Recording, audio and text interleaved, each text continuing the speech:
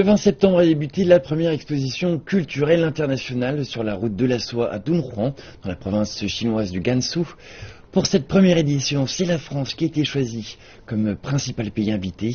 Notre journaliste Madiaïn a interviewé le représentant du gouvernement français, Jean-Pierre Raffarin. Nous l'écoutons.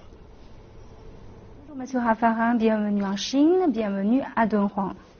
Bonjour à tous. La première question, je voudrais savoir, vous êtes venu cette fois pour participer à cette expo culturelle et quelle est votre impression sur Dunhuang? Est-ce que c'est votre première fois? C'est la première fois que je viens à Dunhuang. Mais j'ai vu une très belle exposition sur Dunhuang, sur le désert, sur les grottes à Paris. Et j'ai visité plusieurs fois cette exposition. Et ça fait très longtemps que j'avais envie de venir.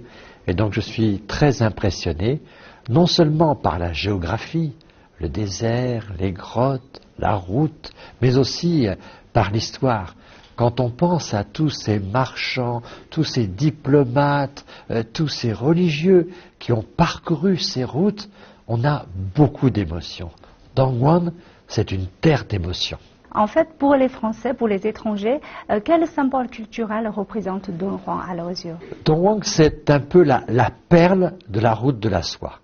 La route de la soie, finalement, on sait qu'elle part en Chine et qu'elle arrive, pour nous Français, plutôt à Lyon, la capitale de la soie française, mais on ne sait pas très bien toujours par où elle passe.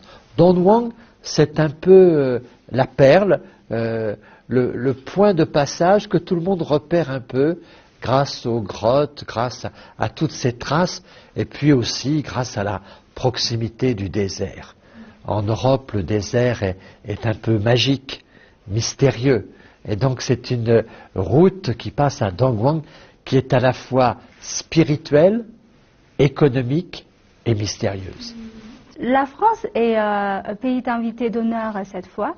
Et selon vous, quel est le message le plus important cette fois s'agissant de la première exposition culturelle internationale à Dunhuang? D'abord, la France remercie beaucoup les autorités chinoises d'avoir été invitées et d'être cet invité d'honneur.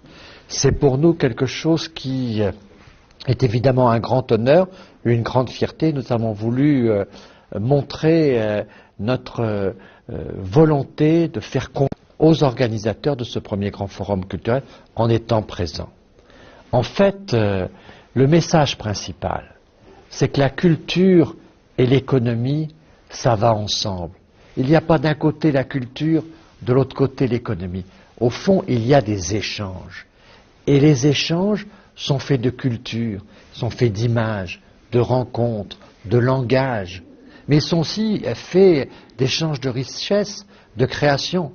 Et donc ici, nous sommes dans un lieu où la culture et l'économie se marient, où il y a ce mélange, au fond, de rencontres. Et c'est très important. Je me souviens de M. Xi Jinping, c'était au Boao Forum, où il disait « Aucune nation ne peut réussir seule.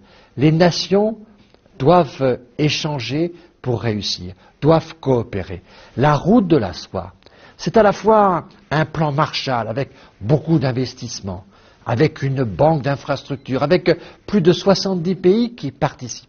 Mais c'est le vecteur, c'est la voie de communication qui permet les échanges de la culture et de l'économie. Ce qui est, je crois, très important, c'est que cet appel-là à l'investissement par des bases culturelles a été soutenu dans plus de 70 pays. Et il y a un certain nombre de pays qui n'étaient pas favorables à cette initiative. Eh bien, malgré ça, de très nombreux pays sont venus participer, par exemple, à la banque d'investissement.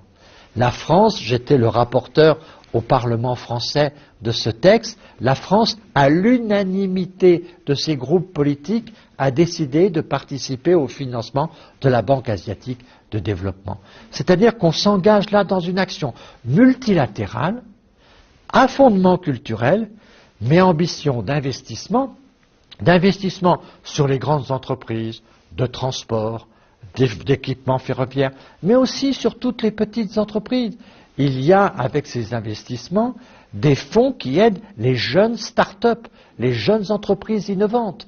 Un certain nombre de créateurs vont pouvoir participer à cette nouvelle route de la soie du XXIe siècle, qui est une route de technologie, qui est une route de science, qui est une route de progrès.